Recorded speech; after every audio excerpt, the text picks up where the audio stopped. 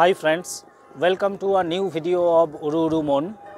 আজ আমরা চলে এসেছি আরসিটিসিতে, রয়্যাল ক্যালকাটা টার্ফ ক্লাব। আজ হলো 19 জানুয়ারি। এখানটাতে 54th the Statesman classic and vintage car rally হচ্ছে, তো সেটাই আমরা কভার করতে এসেছি। চলুন তাহলে দেখা যাক।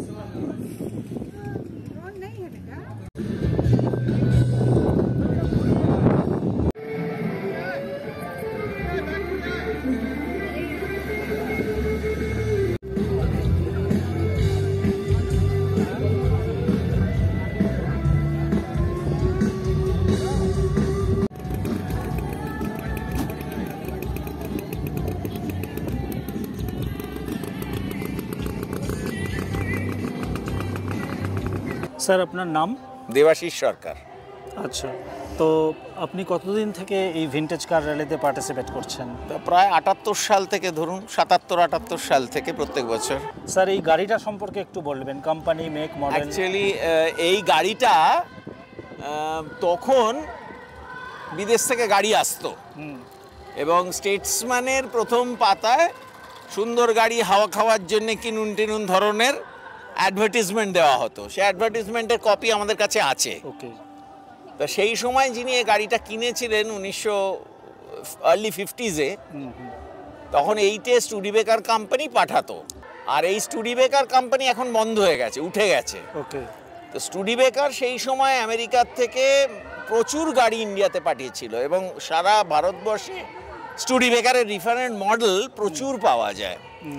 এই পার্টিকুলার গাড়িটা তৈরি হতো আমেরিকার আর্স্কিন শহরে, ERSKINE, আর্স্কিন বা আর্স্কাইন শহরে তৈরি হতো। সেই থেকে এই গাড়িটাকে বলা হয় স্টুডিবেকার আর্স্কাইন। আচ্ছা। এবং তখন থেকে গাড়িটা একটা ফ্যামিলির কাছেই আছে এবং সেই গাড়িটা এখানে কলকাতায় সঞ্জয় ঘোষ, এখানে ওনার একটা খুব ভালো উনি কাজ করতেন রেস্টোরেশনের, তো উনি এই গাড়িটা রেস্টোর করেন এবং সেই পাগলরা আছে যতদিন থাকবে ততদিন আমরা চেষ্টা করব। এগুলো কোনো পার্টস পাওয়া যায় না, একটা সিট কাভার পাওয়া যায় না। সিট কাভারটা আমরা চেষ্টা করব, যারা করে তারা যে কোনো সিট কাভার লাগালে চলবে না, অরিজিনাল কি কাপড় ছিল সেই কাপড়ের কাছাকাছি, সেই স্টিচিংয়ের কাছাকাছি এইগুলো সব খুঁজে বার করে যারা করেন তারা ওই পুরনো ম্যানুয়াল আনিয়ে, ম্যানুয়াল একদম প্রথম নাট থেকে শেষ পর্যন্ত ডিটেল দেওয়া থাকে, সেইগুলো ধরে করার চেষ্টা করে। যেমনি ধরুন এই যে ক্রোমিং, এই ক্রোমিংটা কলকাতায় সেই স্ট্যান্ডার্ডের ক্রোমিং হয় না, দিল্লিতে হয়। আচ্ছা। কিন্তু এখানে যদি এটা 5000 টাকা লাগে, দিল্লিতে হয়তো সেটা 35,000 টাকা লাগবে। কিন্তু ওরা কোয়ালিটিটা মেনটেন করবে। তো এইভাবে আমাদের চেষ্টা করতে হয়। বিভিন্ন একটা ইকোসিস্টেম আছে, সবাই সবাইকে বলে যে ওই অমুক জায়গার কাছে যাও, ওইটা করতে পারে, অমুক জায়গার কাছে যাও, ওই মিস্ত্রি পাওয়া যায়, সবাইকে চেনে। হ্যাঁ, অনেকে মোটামুটি একটা চেনাশোনা হয়ে যায়। এই আমাদের, আমি বলছিলাম রণজিতের গুপ্তর, ওর কাছে শামসুদ্দিন ওটা 70 বছরের একটি মিস্ত্রি আছে। সে মানে তার যখন খুশি হয় তখন সে কাজ করে, কিন্তু সে টুকটুক করে কাজ করে, সে কাজ একবার অসাধারণ কাজ করে, না দেখলে বোঝা যায় না। তাই সেই এই গাড়িটার পার্টস এখনো আর্স্কাইনে একটা মিউজিয়াম আছে, সেই মিউজিয়ামে গেলে এই টায়ার ফায়ারগুলো সব ওখান থেকে আনা। এই ওপরে যে এই পার্টসটা লাগানো আছে এটা ওখান থেকে কিনে আনা।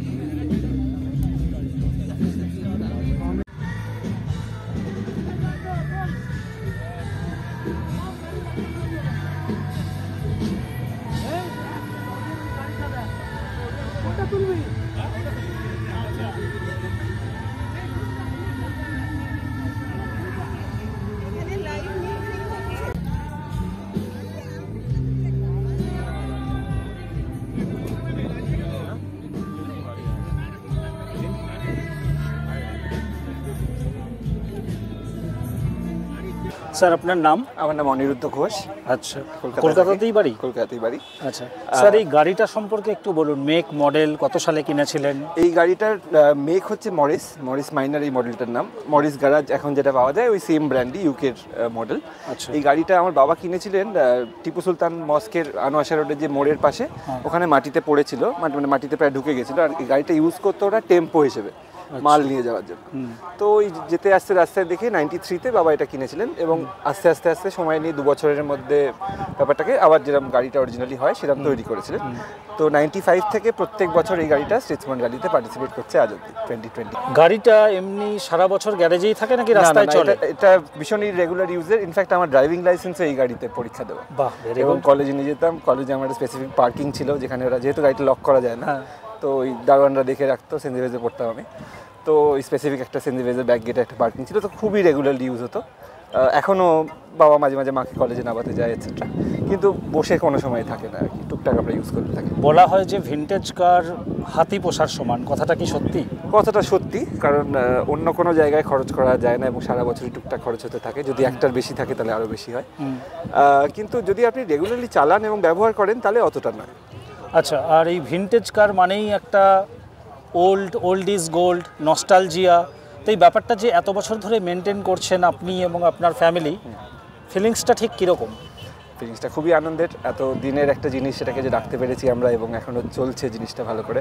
আজকেও প্রায় 30 কিলোমিটার র্যালি করলো। কত কিলোমিটার? প্রায় 30 কিলোমিটার। নর্থে গিরিশ পার্ক অব্দি গিয়ে আবার সাউথে হাজরা অব্দি গিয়ে ফিরেছি আমরা। তো একবারও স্টপ করিনি, ব্যথা চলছে মোটামুটি। মানে ফ্যামিলি প্রাইড বলা যেতে পারে। অ্যাবসলিউটলি। আপনাকে অনেক ধন্যবাদ।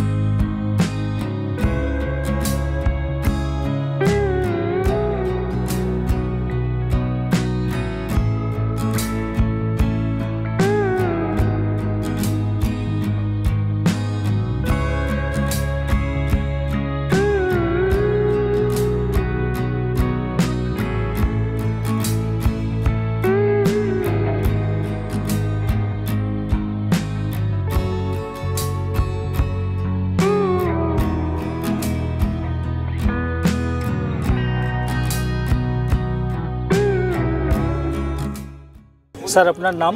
আমার নাম রণজিৎ গুপ্ত। আচ্ছা স্যার, এই গাড়িটা মেক মডেল কত সাল থেকে মেনটেন করছেন একটু বলুন। আমরা হচ্ছি ফার্স্ট ওনার, আমার ঠাকুরদাদা কেনেন 7ই ডিসেম্বর 1935 সালে, 1935। এই বছর হলে এটা 90 বছর কমপ্লিট হচ্ছে। গাড়িটি 90 বছর বয়স। আমাদের ফ্যামিলিতে আমি হচ্ছি থার্ড জেনারেশন, দাদুর পরে বাবা চালিয়েছেন, তারপরে আমি চালাচ্ছি এখন। তো এখন এটা ফ্যামিলি মেম্বার বলতে পারেন, এটা পার্ট অফ ফ্যামিলি। এর মানে কিছু হলে, কোথাও কোনো কিছু না হলে, যদি মানে আমরা যদি কারোর বাড়িকে পড়ে গেল কিংবা কারোর শরীর খারাপ হলো, তাতে এর খারাপ হলো, যেরকম যতটা চিন্তিত হয়ে যায়, গাড়ির ক্ষেত্রেও ঠিক সেই জিনিসটা, যে কোনো স্টার্টেতে কোনো প্রবলেম হচ্ছে না তো, এটাতে কিছু হচ্ছে না তো সেটাকে দেখাশুনো করে তাকে ঠিকভাবে নিয়ে রাখা। বিকজ এই জিনিস আর কোনোদিনও পাবো না। আর একে আর জিনিস বললো আমি ভুল বললাম, মানে একে আর কোনোদিনও পাবো না। বিকজ এরম ধরনের ভারতবর্ষে মাত্র 8টি গাড়ি এসেছিল।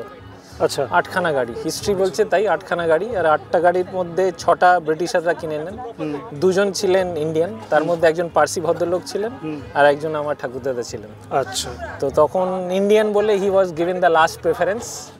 শুনেছি যে আপনি রেস্টোরেশনের কাজ স্টার্ট করেছেন। রেস্টোরেশন স্টার্ট করেছি, যেরকম এই গাড়িটি দেখছেন, যেরকম সিমিলারলি এই গাড়িটিও দেখছেন, এটাও আমার রেস্টোর করা। এটা হচ্ছে অস্টিন সমারসেট।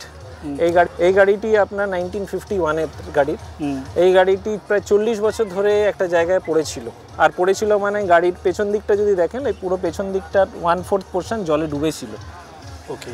আর সেই জিনিসটা প্রায় 3 থেকে 4 বছর যাইতে জলেতে ডুবেছিল। তো আমফানের সময় জিনিসটা পড়লো। তো গত 2022-এ আমি গাড়িটাকে তুলে আনি ওখান থেকে, কিন্তু পেছন দিকটা পুরোটা নিচ্ছিল না। তখন তাকে হাতে করে তৈরি করে সেই জিনিসটাকে পিটিয়ে একটা জায়গায় সমান করে একটা জায়গায় গাড়িটাকে এনে অরিজিনাল শেপটা নিয়ে আসা, সেটা করতে পেরেছি। নতুন যদি কারোর এরকম শখ হয় যে আমার কাছেও একটা ভিনটেজ কার থাকবে, আমি ওনার হব, তাহলে তারা কি করতে পারে? আমি তো প্রথম কথা বলবো যে এখনও অনেক বাড়ি রয়েছে, অনেক কলকাতাতে অনেকগুলো বাড়ি রয়েছে যেখানে তাদের বদ্ধ গ্যারেজের মধ্যে গাড়িটি পড়ে পড়ে নষ্ট হচ্ছে।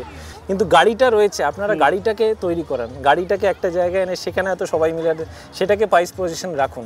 এইগুলোকে নষ্ট হতে দেবেন না, এগুলো আপনাদের ঐতিহ্য। অনেকে ইম্পর্টেন্স দেন, অনেকে ইম্পর্টেন্স দেন। আমি সবাইকে বলবো, আমি তো যথাসাধ্য নিজে চেষ্টা করি গাড়িগুলোকে রেস্টোর করা। যেরকম আমার হাতে এখনো 4টে প্রজেক্ট রয়েছে, যেখানে আপনার একটি মার্সিডিজ রয়েছে, একটি মরিস মাইনার রয়েছে, যে গাড়িগুলোকে একদম পুরো নষ্ট লেভেলেতে চলে গিয়েছিল, সেগুলোকে আবার নতুন করে পুনর্জন্ম করে আবার গাড়িগুলোকে নিয়ে আসা। প্রজন্মকে এটাকে জানতে দিন, এই গাড়িগুলোর কি হিস্ট্রি আছে সেগুলো জানতে দিন, এই গাড়িগুলোর কীরমভাবে তৈরি হয়েছিল সেগুলো জানতে দিন। আর আমাদের স্পেশালি আপনি যদি দেখেন, স্বাধীনতার আগে অবধি 80% গাড়ি কিন্তু কলকাতা পোর্টে আসতো, ইম্পোর্ট হয়ে। আচ্ছা, কলকাতা পোর্টই সবচেয়ে বড় পোর্ট ছিল তখন ভারতবর্ষে, বিফোর ইন্ডিপেন্ডেন্স। তো সব গাড়ি কিন্তু কলকাতা হয়েই গেছে। আজকে আপনি রাজস্থানে যান কি এতেই যান, আপনি WBA নাম্বার কিন্তু দেখতে পাবেন অনেক জায়গায়। তো আপনি নিজের দিক থেকে ব্যক্তিগত কোনো উদ্যোগ নিচ্ছেন?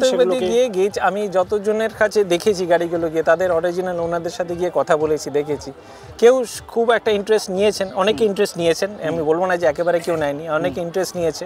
বাট হ্যাঁ, এটার একটা খরচ আছে, এটার একটা বেশ ভালো লেভেলে একটা খরচ হয় যেখানে গাড়িটাকে রাখার। অনেক পরিবার খরচের মধ্যেও বলেছে যে একটা আপনি স্টেজ বাই স্টেজ করুন গাড়িটাকে, একসাথে হয়তো অত তারা অ্যাফোর্ড করতে পারবেন না। ফার্স্ট স্টেজেতে গাড়িটাকে একটা জায়গায় নিয়ে এসে একটা চলবার অবস্থা করিন, তারপরে তার অন্য অন্য জিনিসগুলোকে রেডি করার, ফাইনাল টাচটা হতে হতে একটা সময় নেবে। আলাম over a period of time, আপনাকে এমন না যে একসাথেই আপনার এত লাগবে, এটা দিয়ে করবেন, এটা করলে আপনি করতে পারবেন না, সেটা চিন্তা করবেন না। তাকে একটাবার অ্যাটলিস্ট গিয়ে গ্যারেজের উঁকি মেরে দেখবেন যে গাড়িটা কিন্তু খুব কষ্টে আছে। ওর মধ্যে হয়তো একটা প্রাণ ছিল, হয়তো আমি একটু আবেগে চলে গিয়ে বলছি, ওর মধ্যে একটা প্রাণ ছিল, ওই প্রাণটা কিন্তু আপনি ফিরিয়ে আনতে পারবেন, সেটাই হচ্ছে সবচেয়ে বড় জিনিস। থ্যাংক ইউ স্যার, আপনাকে অনেক ধন্যবাদ। Thank you very much.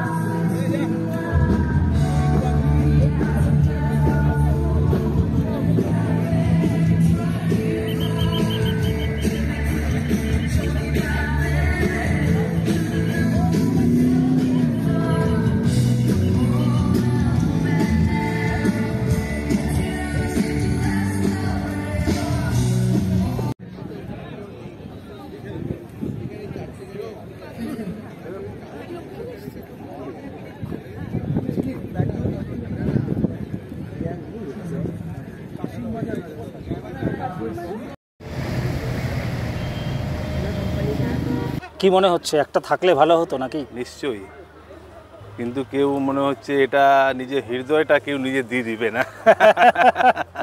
হ্যাঁ, খুব ভালো বলেছেন। ঠিক আছে, তাহলে দুজনে মিলে একটা নিয়ে নেবো নাকি? সামনের বার ওটাই নিয়ে আসবো। মনে তো বলছি। তাহলে এই কথা থাকলো দর্শক, সামনের বছর আপনাদের সঙ্গে আবার দেখা হবে। আমরা দুজনে মিলে জয়েন্টে একটা ভিনটেজ কার নিচ্ছি, রেস্টোরেশন করে আপনাকে পরের বার আবার একটা ভিডিওতে নিয়ে এসে দেখাবো। তাহলে এই ছিল আজকের একটা ছোট্ট ভিডিও ভিনটেজ কার র্যালির উপরে। তো I hope you like this effort. If you do so, then please like, share, comment and subscribe. আমরা সামনের ভিডিওতে আবার আপনাদের সঙ্গে দেখা করছি, খুব তাড়াতাড়ি সামনের ভিডিও আসতে চলেছে। ততক্ষণ পর্যন্ত ভালো থাকবেন, সুস্থ থাকবেন। উরু উরু মনের পক্ষ থেকে সকলকে ধন্যবাদ।